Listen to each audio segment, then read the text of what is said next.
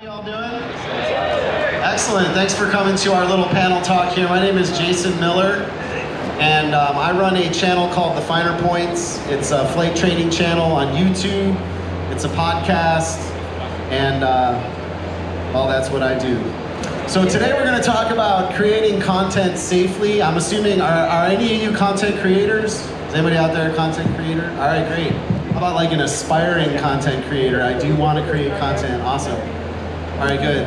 Who's never going to create content ever? Okay, just check it. I just want to see who was there. I got some help here for this because, well, I just can't do it alone. So I'm going to let these guys go down the line. You might know some of them, but you might not. So we're just going to introduce ourselves first. So Steve, you want to start that off? How you doing? Good. I run a channel called Flight Chops. The chops are on vacation because I forgot my shaver. But I didn't forget my airplane, so pretty good deal.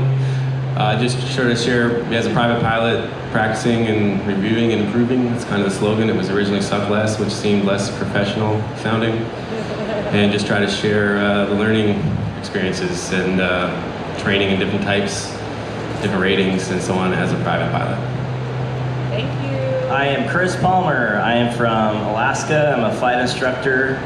I've got a channel, Angle of Attack, on Instagram and YouTube. And good to be here. Hey, how's everybody doing? Good afternoon. Come on, good afternoon. Hey, good afternoon. I'm Mel Williams. My handle is Mel the Traveler on social media platforms. I'm a CFI aerobatic pilot, competition pilot, aspiring airshow pilot. And that's all I got. Awesome. Thanks, Mel. And Matt Guthmiller snuck in behind me here a little bit. How's it going? I'm Matt Guthmiller. I make YouTube videos and things like that, basically about flying airplanes to sort of interesting destinations, interesting places, some fun flying, a lot of formation stuff, things like that. Just have a good time and show people what you can do with general aviation. Awesome. All right. Hey, Steve, can I hand you the Instagram, folks? Just point the camera at us. Point it out. There you go. That's good. There you go. All right, you guys. So I found out about 10 minutes ago that I was moderating this panel. So I had tons of time to prepare. But really, there's a couple things I wanted to sort of talk about up front is, a distinction between some of the content that we create out there. Some of it is you mount the cameras and you leave them for like YouTube, something like that. You fix them to the airplane, you get them rolling. Other kinds of content where we're actually on Instagram or doing something live while we're in the airplane. There's kind of a distinction there between publishing live content while you fly and recording content for the future. And I'm going to let these guys talk a bit about what they do and their way of approaching it, and then we're going to take some questions from you all. But before we do that, I just wanted to say that for my part, The Finer Points, I'm generally recording actual flight lessons with real students. And it makes it pretty easy in my world because the cameras get mounted very rapidly. There's one camera overhead, there's one camera on us. I hit record, and after that, I don't really look at them. And I would say 50% of the time, I hear the little beep, beep, beep, beep, meaning one of the cameras shut off, and there's just nothing I can do about it. The whole thing is lost. Not only because it's in the interest of safety for me to forget about those cameras, but also because the person next to me is paying me for my time. So for both of those reasons, I'm not sitting there monkeying around with cameras while we fly. And that's generally the way I approach it. And the second type of content, the Instagram Live and that kind of thing, I really just don't do. So I really don't do a lot of that kind of content. I think maybe Matt, you could tell us a little bit more about strategies for remaining safe. But you guys think of questions. I'm going to let these guys talk about their strategies for staying safe in the airplane, and then we'll take some of your questions. I don't do much. I don't really ever do live either. I used to do it a little bit and just try to mount the camera somewhere or bring somebody along and they could hold it or something. But yeah, most of the time I never shoot anything now without somebody there to be managing all of the cameras for me. So mounting the cameras, making sure they're running. That's the thing, like you try to film some flight, like it never works. Like some camera always quits, the memory card overheats, like any number of things goes wrong. So either you end up, being distracted by all of that, or you can just have somebody else take care of it for you. So that's the route I take nowadays. But yeah, it's just you kind of have to forget that the cameras are there and just do everything like you would on any other flight. Yeah, I'm in a spot where I also do not do live for all of the reasons that are fairly obvious. That I just think that's a terrible idea. Even if something when I talk about editing things, context is king, and it's possible when you edit something, you could make it look like a reg bust or something just by the way you cut it. Some of my early videos, I had people complain that you didn't say clear prop. It's like, well, it's because it was a montage of starting the engine. But the lesson there is context is king. So for me, it's a similar spot, nothing live. My challenge now is that I just got a 2-seat RV14 that I would like to create content in. I don't have the luxury that Matt has where I can take like 11 people. Is that what fits in your plane? So I can't get the crew into my Bonanza. So I need to figure out. So what I have done, I'm experimental. I've wired the airplane with one switch that runs all the cameras. Still working on finalizing how that's going to work, but the airplane's very new. I landed here on hour 36, so haven't done the camera rigging. But that's the plan. Set it and forget it, 100%.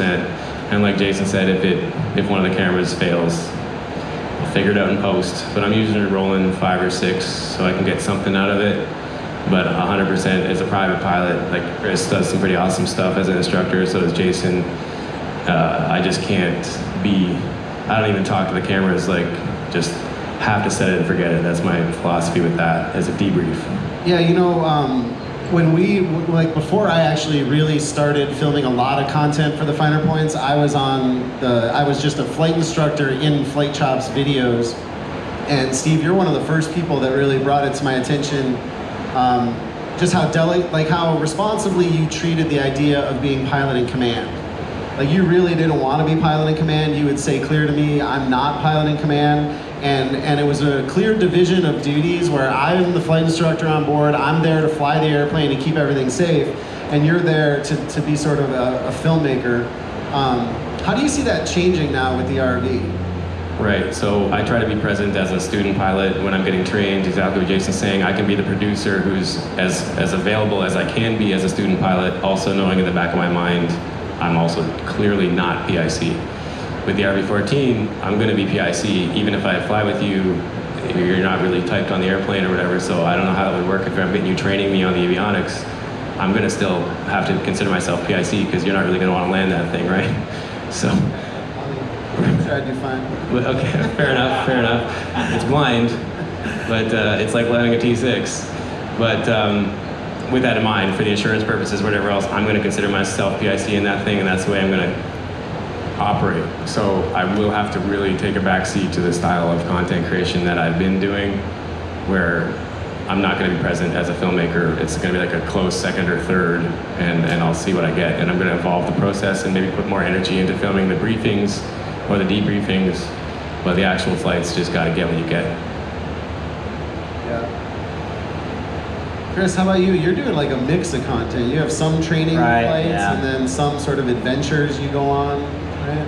Yeah, so I almost feel obligated to show Alaska a little bit, so that's why I try to do some of the adventure stuff I do. I feel like I'm probably the only one up here that flies with my family and kind of shows that. People like that content, so I've been trying to think of doing that more. But regardless of what it is, I just bought the airplane that I've been flying for several years, 2-3 uniform. I got external power for my cameras, and so everything is powered all the time. I've got massive data cards in there, so I don't have to worry about it. So when I flew from Alaska down to here in Wisconsin to get my panel redone, I didn't have to worry about it all day. I didn't have to keep up with the batteries or the memory. So that's a big step forward. And I have a hanger, so I don't have to take my cameras off, so they can stay on. And I can just pop the card out and do that process. It's very nice. And before, I'd be worried about them getting stolen and things. So yeah, it's fairly simple. I will do lives every now and again if I'm at cruise and it's really pretty and I've got another pilot with me, sort of thing. But just like you, Jason, typically I'm busy, I'm being paid, and it's not super cool to be shooting a bunch of material and distracting myself from that process. While at the same time, I do invite my students to enjoy the process too. Hey, the scenery's nice, take a picture, take a video, that sort of thing. I want to know from Mel though, how you safely fly while eating pizza. That is amazing. Well, can you guys hear me, by the way? Can everybody hear me? Okay, good. I want to make sure. Oh, come on now, you got to catch that.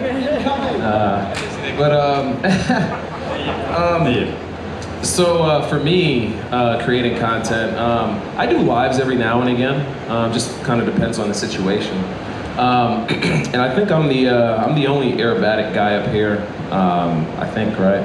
I don't think any of you guys are rolling. A little bit. Okay. I say a little bit. I wouldn't. Okay. Okay. But yeah. So I dabble with the lives every now and again. It's, you know, for me, I try to bring a different perspective to social media with the whole aerobatic thing, and safety is key, of course. I think everybody up here agrees with that. I create this content, but I also use it. So I put it out for, you know, fun purposes so you guys can enjoy it, but I also use it to critique myself also. So it's a kind of dual purpose thing for me. And the pizza thing, I don't know if anybody of you guys saw the pizza deal that seemed to strike a lot of interest around social media when I did that. But that was cool, just kind of something on the fly. And then the donut thing as well. It was National Donut Day. I got an idea from a friend. Oh, you know, you should do something for National Donut Day. So I did it. So I rolled a donut, did a roll while I was eating a donut at the same time. It's cool. I run about 2 GoPros at a time. Again, set it and forget it. I think everybody's kind of said that. You don't want to be messing around with cameras, and you know, I don't have an autopilot, so so it can get a little interesting. I definitely try to keep everything charged, so I don't have to worry about it. I use, I think, like a 256 gig memory card. Yeah, that's all my cameras use 256, so I got tons of memory. I don't have to worry about it. I may run a 360 just to get a different perspective. I think a lot of people like that, so I dabble with the 360 Max camera, the GoPro as well. It's cool when you invert it, you can flip around and kind of see what the hell's going on. But I don't know. I think that's quick and dirty for me. Yeah, I mean, just talking about going into that live thing a little bit. There's this policy at the flying club where I work in the Bay Area, out near San Francisco, where they approve of cameras that are fixed in place. So any student or any renter pilot is welcome to put a GoPro on the ceiling or whatever. But the policy is absolutely no handheld cameras at all. And I've argued the other side of it to them, so just to sort of lay out the conversation, I've said to them, I could argue all day long that looking for an airport in ForeFlight is more distracting than me holding up a camera in my field of vision to take a picture of the Golden Gate Bridge. But I just wanted to hear from somebody that, like Mel, that you are doing those lives. Like, what level of distraction does that introduce? You know what I mean? So the way I have my airplane set up, so of course I'm not holding the camera when I'm doing the live. I have a little magnetic pad on my airplane that goes to the back of my phone, so everybody can see I have a little metallic plate back here. So I stick the phone on the little magnetic pad, and I just run it, and that's it. What are you flying? Decathlon. And do the G's, is it your? No. So when I first bought the airplane, I tested it out, went up there and, you know, yanked on the airplane, 5 G's, 4.5. That's all I ever pull anyway. And I haven't had any problems with it falling off. It's really solid. So, yeah. Yeah, so you're not, so that is in some way like a set it and forget it kind of thing. Right, exactly. Yeah. Exactly, set it and forget it. And is some part of your brain tuned into the audience that's watching? You know, I mean, is there a level of distraction that exists? Usually not, no. Right before takeoff, if I am running a live, and honestly, to go a step further, when I do go live, I make sure wherever I'm going, if I'm practicing for the day or something like that, I make sure it's clear. So it's usually like a really early morning, I go out and try to catch the smooth air and practice, or in the evening. So typically, the traffic in the area where I fly is usually non-existent when I'm out there. So that's another consideration that I make, you know, hey, how's the traffic pattern, how's the area gonna be? Because I'm not gonna do it if it's going to be busy out there. It just doesn't make any sense. Not good for me, not good for everybody else who's flying, right? So I typically make sure it's nice and clear. I may interact with the, with whoever whoever's on my live. Right before takeoff, as soon as I leave, I'm focused. Yeah. Yeah, that's great. I mean, I think it's important for people to understand that some level of distraction is going to be acceptable, and that you have to use your pilot in command decision-making abilities to decide when it's too much. And even like hearing Chris and Steve talk about, and Matt, maybe yours is set up this way too, where they have these systems now where you basically turn on power to the plane and the cameras are all powered and there's giant cards on there. That's not the way it is when I'm filming. Like, I don't have a setup like that, and so that jumps out to me as a way to sort of desaturate a little bit, right? Like, that takes the saturation down a notch. So just like ForeFlight can be distracting, or Garmin, or whatever you're using out there to look up data, talking to an audience can be distracting too, and I think it's important to just use your best judgment and figure out where those lines are. Something to also consider is the issue around what the fallout is. I think we've all, despite our best efforts, having done literally hundreds of these things, I think I've lost sleep more than half a dozen times over something that I thought was cool, and then you find out later, like, that didn't turn out the way I meant it, and then in the comments something blows up that you didn't expect, and then you're in damage control mode. And just for a public person, if you just put some on Facebook, you might not realize you're sharing a reg bust, or just something that looks like that, and without the context. So I would recommend anyone have their CFI or someone you trust as a mentor look at something before you put it out there. And that's the other reason not to do live. I think it's really risky. I mean, as instructors, I think these guys who can do it, that's cool, they're qualified. I am not, I wouldn't do it, I wouldn't take the risk. So if I'm publishing something, I have Jason as one of my guys that, even if you're not in the video, I'll send him a cut. I say, is this cool? And oftentimes, at best, he'll say it's cool, or he'll even add things like, why don't you change that, or tweak this, or add that, because you can add some more value to it by just fixing that thing that isn't clear enough. So just be aware, like shooting is one thing, but publishing is another. Yeah, and I'll counter that just a little bit, just to play devil's advocate, but it's kind of interesting, because I think you could really get into the whole don't feed the trolls thing, you know what I mean? Like, people are out there to say a lot of crazy things, and one thing I try to convey through my content is just like, I'm one of you guys, I'm an aviator, I'm learning still, my students are learning, there are mistakes and things that are made, we call them out when they happen, and I'm not out there trying to bust regs or anything, I'm not flying low over water or doing anything crazy like that. I'm being really careful with what I do, so I think that vulnerability is also good to show. Like, hey, we're clear. I'm not talking about not showing vulnerability. I'm just talking about context, where it's something as simple as someone saying you didn't do that procedure correctly, and it's because of the editing shows a piece of it missing. Right. Yeah. I mean, I can't help that. Like, yeah. Yeah, I think the one great takeaway that you're bringing up, Steve, is just to have some sort of second opinion before publication. Like, to just, no matter what it is, whether you're showing a mistake that you made or whatever, be honest about it, but it's good to have a second opinion. That'll save you a lot of pain somewhere in the process. Do you guys have any questions for me or for any of these content creators about techniques they use to film or whatever? Is it Aaron? All right, we just met. Hey, Aaron. Hold on, let me get you a mic. Hey, thank you guys for being here.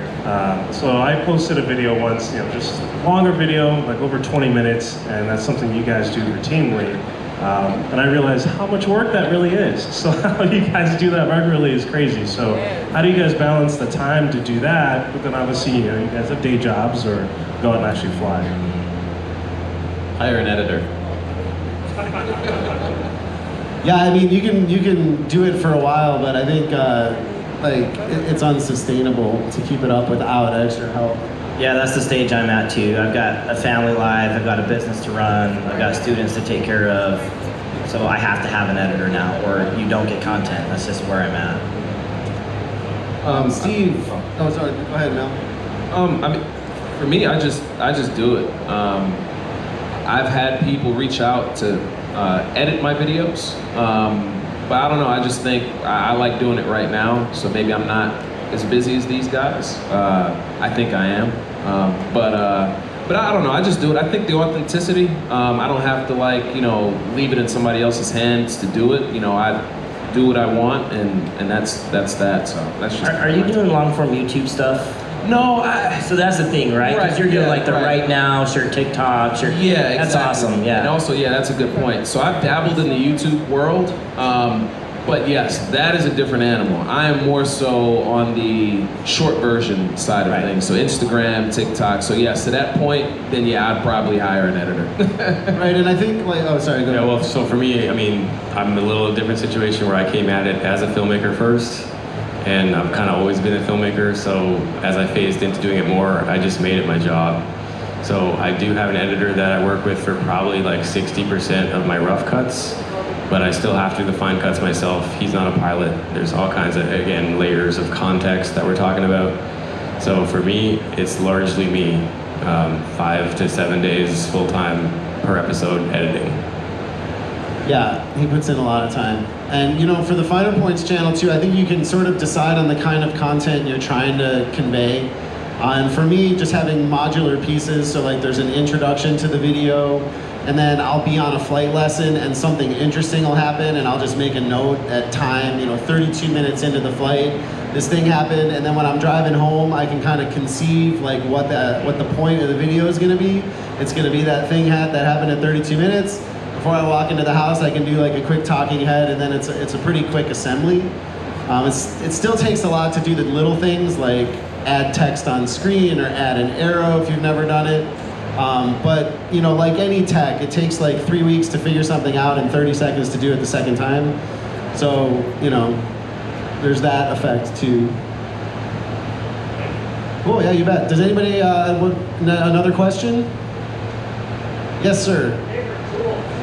Favorite tools, like favorite tools that we use in the airplane. So, Matt, you want to tell us what cameras and editing stuff you use? Well, I mean, so basically my experience has just been that GoPros are so unreliable that I've basically moved away from those, except for out on the wing because you can get really big battery packs for GoPros, so you can set it and forget it and it just runs, you know, the entire flight. But then we actually use some small cinema cameras inside the airplane now because they just work a lot better, you get a lot better picture quality. And I've just always kind of looked at it as, you know, like if at the end of the day, like you can't tell what's going on in the airplane or something, or, you know, see out the window and like experience it, you know, that's just kind of the point of the content that I make, I guess, is, you know, is like what is the experience of flying general aviation like? And so I try to capture that, you know, as true to reality as I can.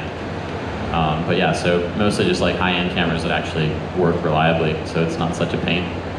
Yeah, I kind of just throw numbers at the problem.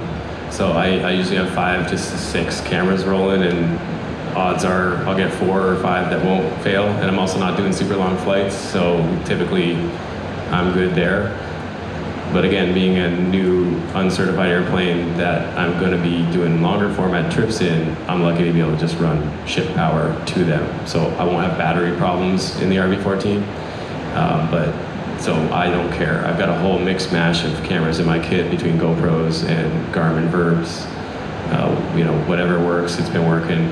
If it ain't broke, don't fix it has been my solution to a lot of that. And just getting the intercom recordings to work reliable has been problems with firmware versions of things. That's been a headache. And then I edit personally in Final Cut Pro on a Mac.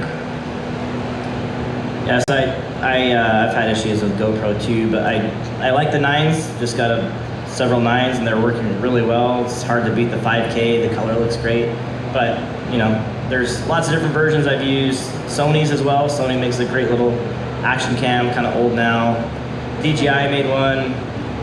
I moved away from that one for a variety of reasons, but it's really good. But I'll mention FlightFlix. They make awesome mounts. So mounting the cameras is important. You can't just slap a sticky pad on your wing.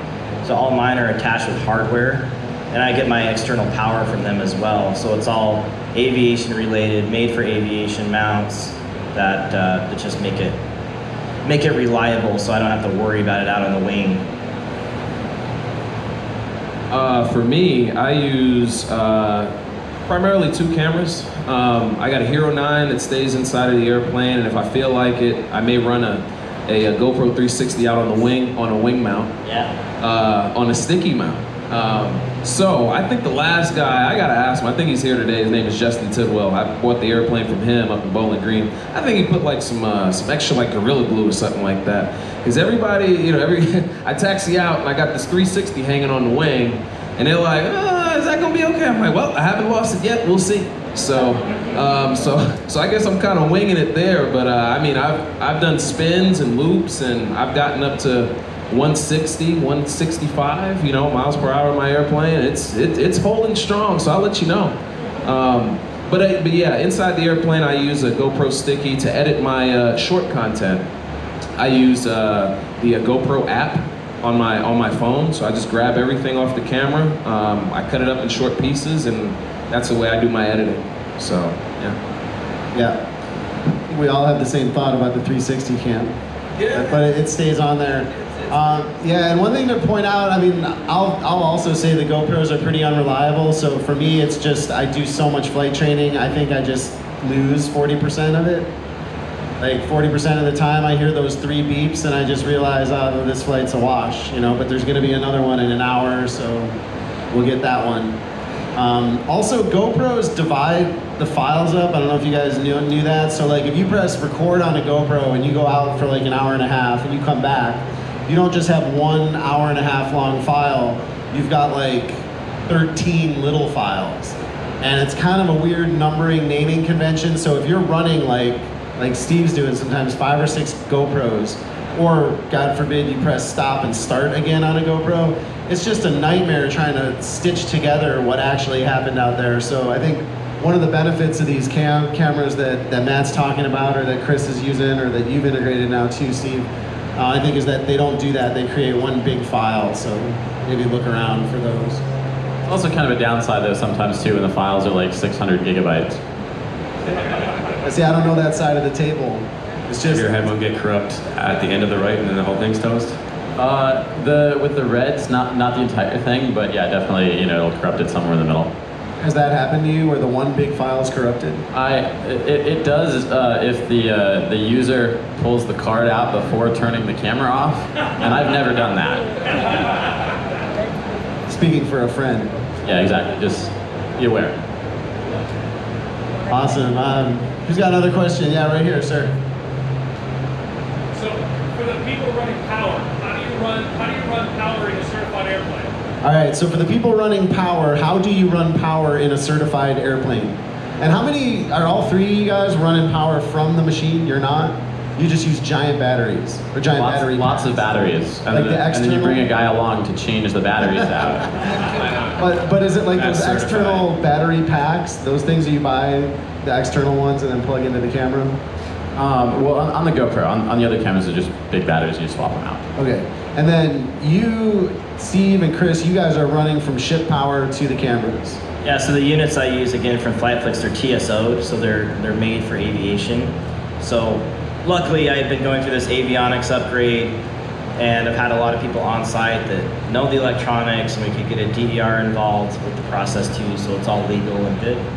Did you have to do a supplemental type certificate? Is that what you just said? No, not an STC, but we did a DER, from what I understand it is, where you actually get it approved. Okay, but you had to get it approved. So when you turn on the battery, the master switch to the airplane? Depends on which camera. My wing one is on nav lights, and then my other one is on master. Okay, and you have the same thing. And so the question was really how you wire those. Is that what you're doing? So does that answer your question? You had a mechanic wire it, and then they did the... Right, yeah. I had a professional do it. I'm not going to do it. I'm in a situation again where it's experimental, but what I'm using is I'm using the Garmin USB certified power. I'm sending power to all those things at real spots, and then I'm going to mount them inside under access panels or whatever, and then send a short run USB to my ship or to my camera. But I don't want to say do that with certified. So make sure you talk to your mechanic and figure that out. Yeah, so being experimental means that Steve doesn't have to go through all of the exact same certifications the rest of us might.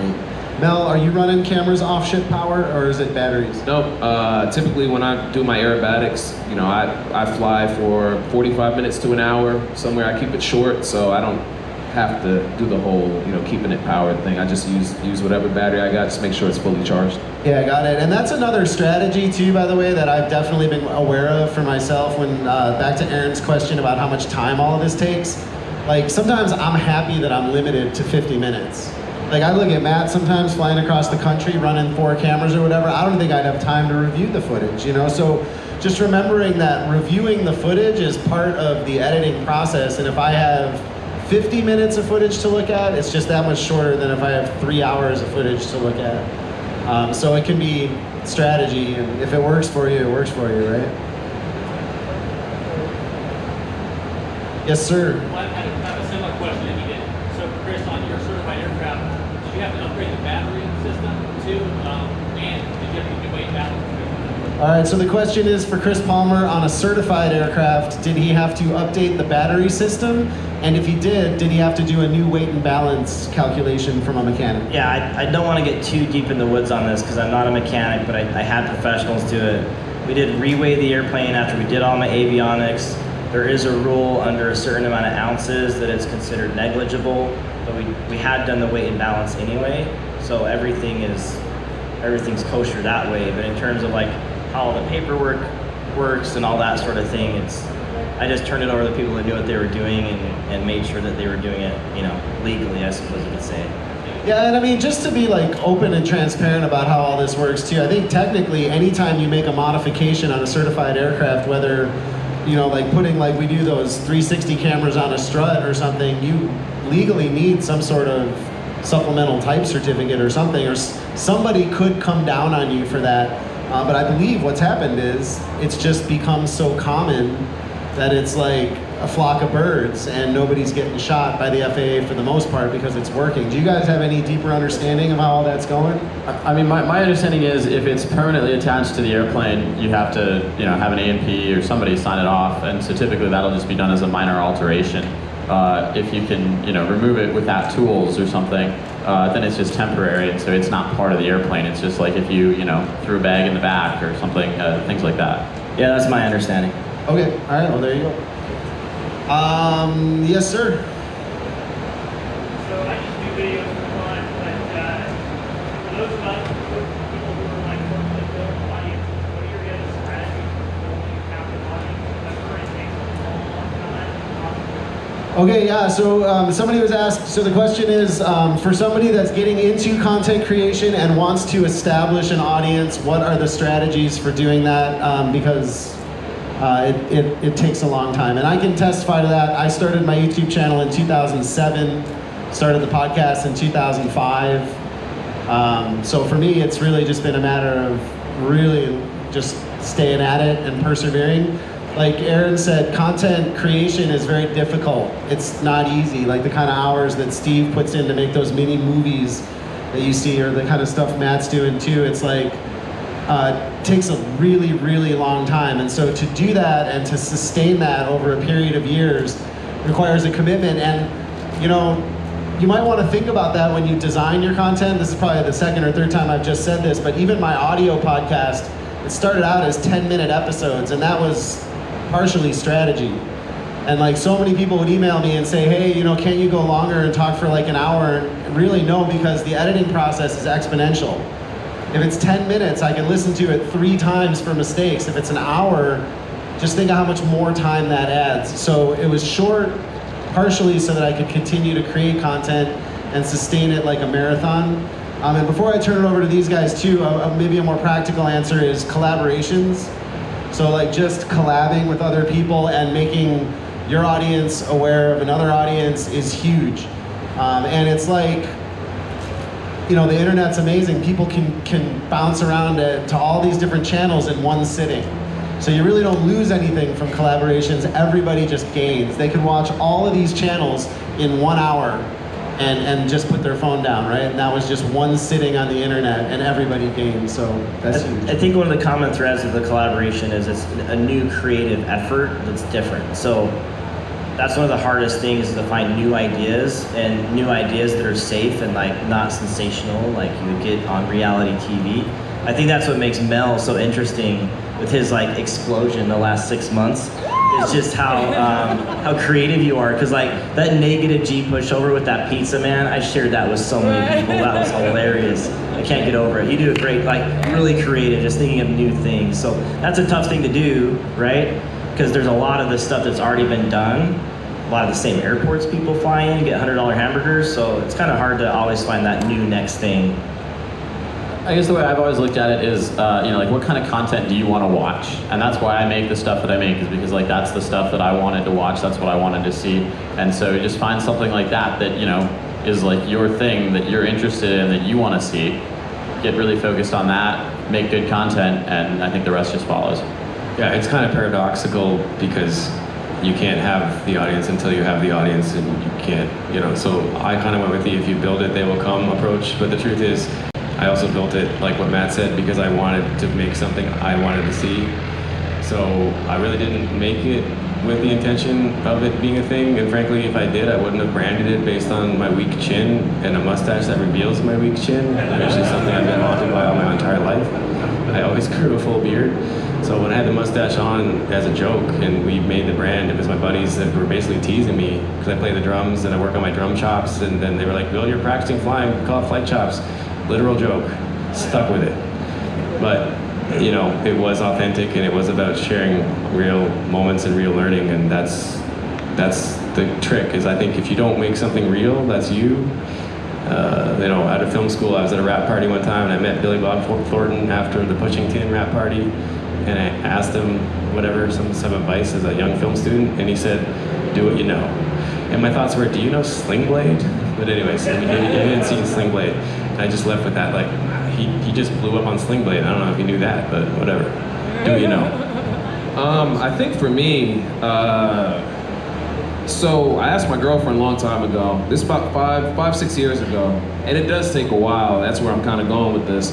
I said, how do I, bring attention to my page? And she said, well, you got to build a foundation, right?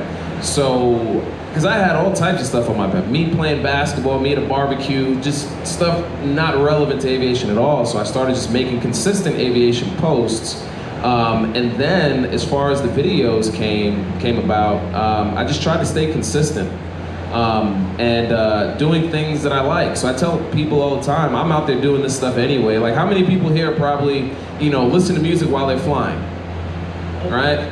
Yeah, probably, most of the flyers in here, right? You got the Bluetooth headset, whatever you got, or you got, Bluetooth to your airplane or whatever. So you're up there listening to your favorite jam, your favorite music. I'm doing the same thing, I'm just recording it, and I'm putting it out there.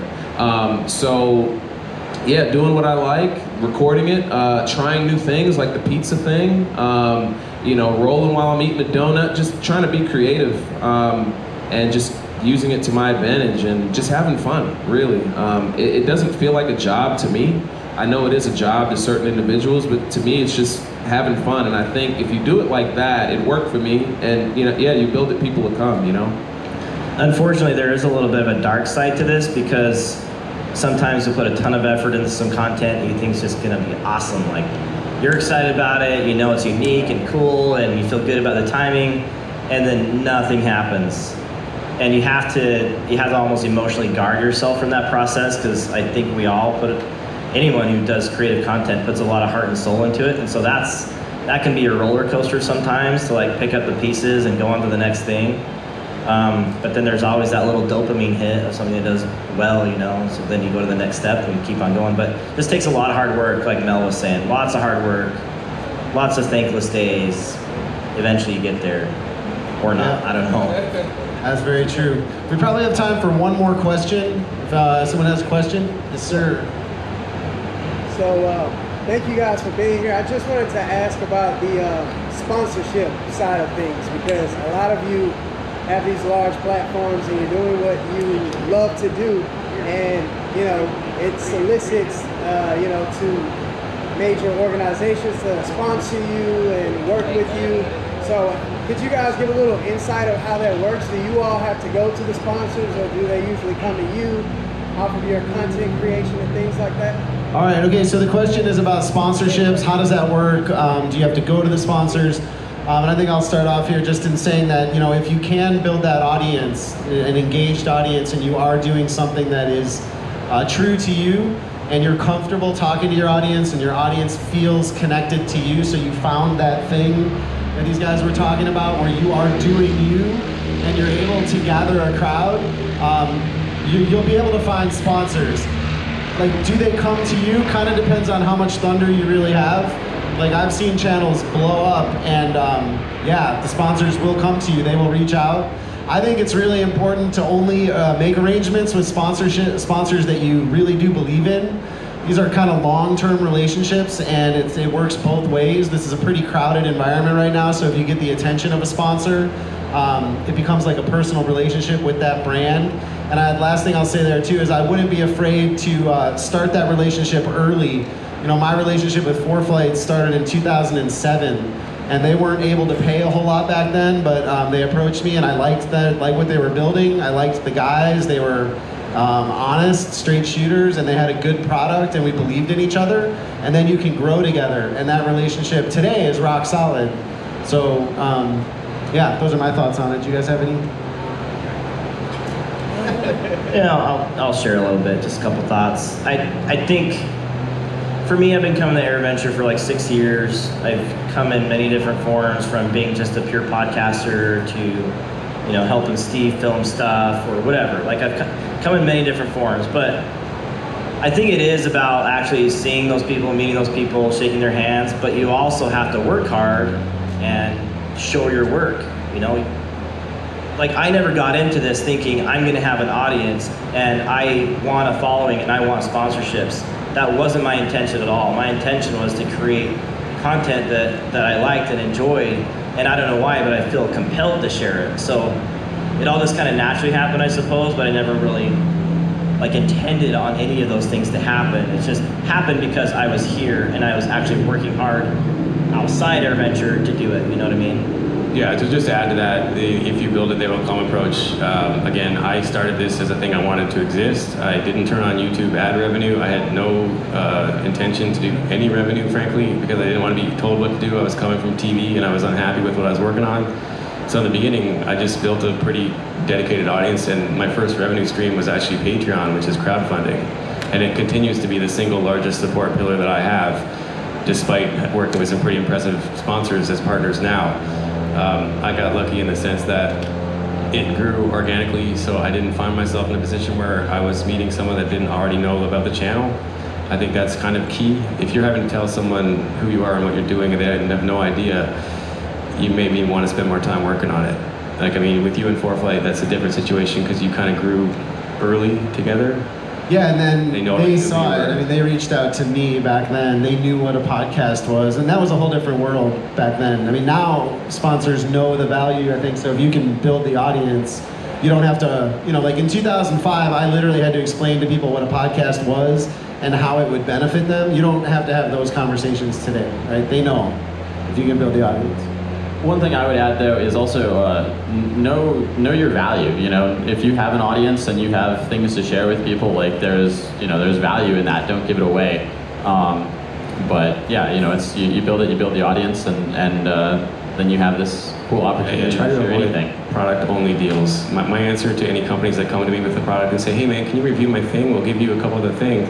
I'm like, "Cool. Can my daughter eat that?" And when the answer is no, I'm like, okay, cool. The marketing isn't free. Like, come on, respect what I do. I've worked really hard to build this thing. It's offensive. And when other newer creators take those deals, it just makes it hard for all of us to be sustainable. Sustainability is key. Again, I'll play devil's advocate a little bit. I have a couple people that like started this journey when I started, small companies. And so they're actually more close friends than even like business colleagues, but I will do some stuff with them. It's like outside that realm. I'm curious actually with you, Mel, because you just flew with the Thunderbirds a few weeks ago, and that's gotta be pretty sweet. Oh darn, dude. But you posted it. Yeah. Dude, that's awesome. Well, thanks, Chris. How is it like, how have opportunities come up in the last 6 months or so? So, you know, again, if you build it, they'll come kind of deal. Yeah, I'm brand new to this whole sponsorship thing, so I'm asking a lot of questions, trying to figure it out. I have had a few people reach out to me I'm trying to navigate that right now. I am working with Lightspeed. I do have a soft little partnership with them, and I guess the one thing I can say, and I think everybody kind of touched on it real quick, but you know, it's like buying stock, right? So I would, you know, work with, you know, brands and, you know, companies and stuff like that that I would also believe in as well, right? You're not going to buy a stock that, you know, obviously you don't know nothing about, or, you know, you don't believe in it, right? Because you want it to grow. So it's the same thing. It's a two-way street. But I'm the new kid on the block as far as that's concerned. So. Yeah, 100%. That two-way street thing, I couldn't agree more with. And that's it, guys. We're out of time, unfortunately. So a huge thanks to all you guys for joining me up here. Thanks to everybody for coming. And we'll see you online.